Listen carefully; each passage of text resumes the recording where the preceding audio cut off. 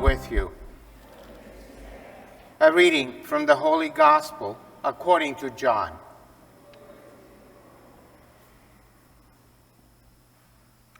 Jesus went across the Sea of Galilee, and a large crowd followed him, because they saw the signs he was performing on the sick.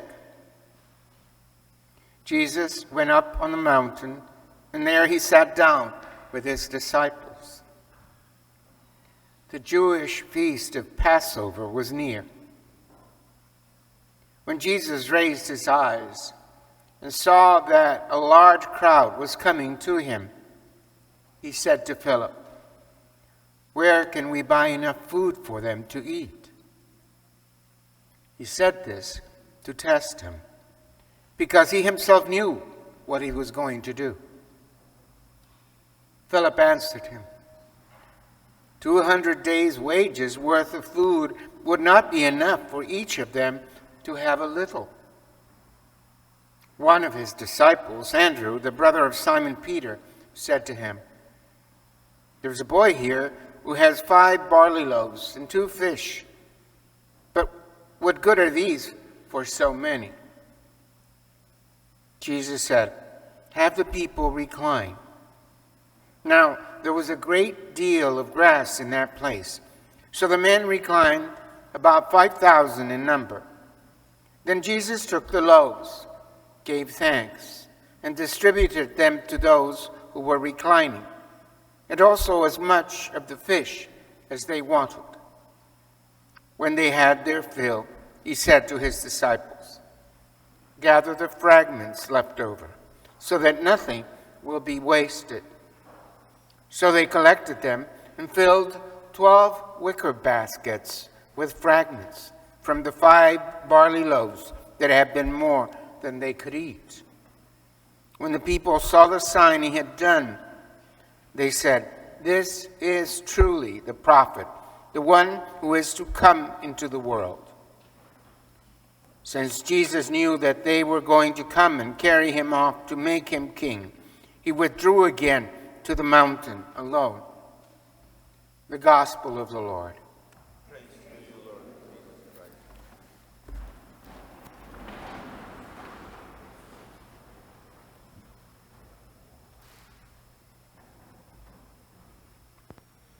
Again, good morning to all of you.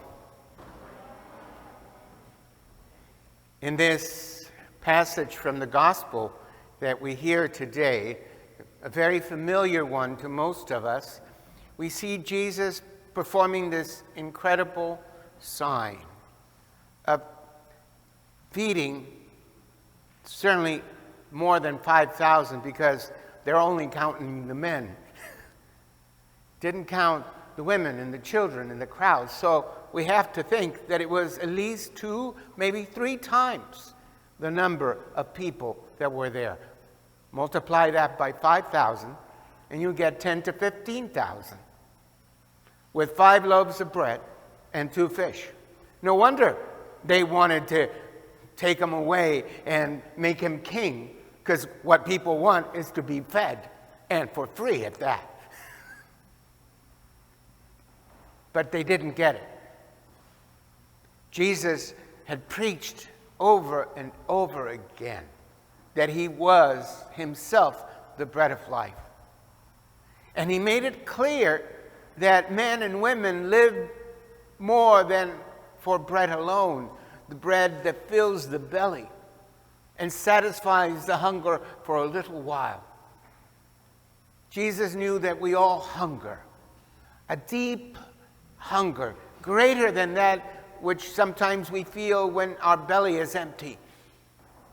And we want that particular food that we like. Jesus knew that we all hunger for something that truly fills our lives, for love. We hunger for love, for meaning, for purpose. We hunger to make sense of everything around us and to discover who we are and our place in the world. He knows that. But he knows that we are unable to do that when we try to satisfy that hunger with food or other things that make us feel good for a moment, but goes away. He wanted to give us that nourishment, that food that will last forever. St. Catherine of Siena, whom we celebrate today, is a tremendous sign of that. At age 6, so you kids say, well, I can't, I'm too little. At age 6, she had this real sense of the Lord's presence and Him calling her. And she dedicated herself to prayer, to fasting.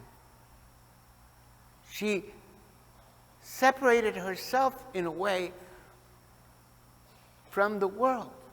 But at 21, she again heard the voice of the Lord speaking to her heart, to her mind, to her conscience in her dreams. She wrote a great book called The Dialogues, in which she shares that dialogue, that conversation that she had with God in prayer. And that's what prayer is all about. We are listening to God, and we're responding to what He is saying to us. And it isn't like a voice out speaking outside. It is something that speaks to our conscience, to our hearts, and makes it clear. And she understood that it wasn't enough for her to pray. And she dedicated the rest of her life to serving the poor and taking care of the sick tirelessly. So much so that in her own time, people already could see and witness her holiness. And a holiness that didn't point to her, but pointed to God, who had acted in her from a very tender age. And so the message to us is it doesn't matter what age we are. God loves each one of us in a very special way. And He has a very special purpose for each one of us. And it is our greatest duty and at the same time privilege to listen to that voice and let it guide us in our lives. As I said, she became influential not on the basis of money or power or beauty or any other external thing, but on the basis of her faith and her dedication to God and to His little ones, to the ones who suffer, to the ones who go hungry, to the sick and the dying. Jesus is performing again for us today that great sign. He is taking bread in the shape of a host. That's what the host is, a little wafer made out of wheat and water. No leaven in it, because the only leaven that bread needs is the leaven of grace of Christ. And a little bit of wine. And He turns that into the body and blood of Christ that He gives to us as the only food that we really need, God. God in our hearts, in our minds. And here God uniting Himself to us.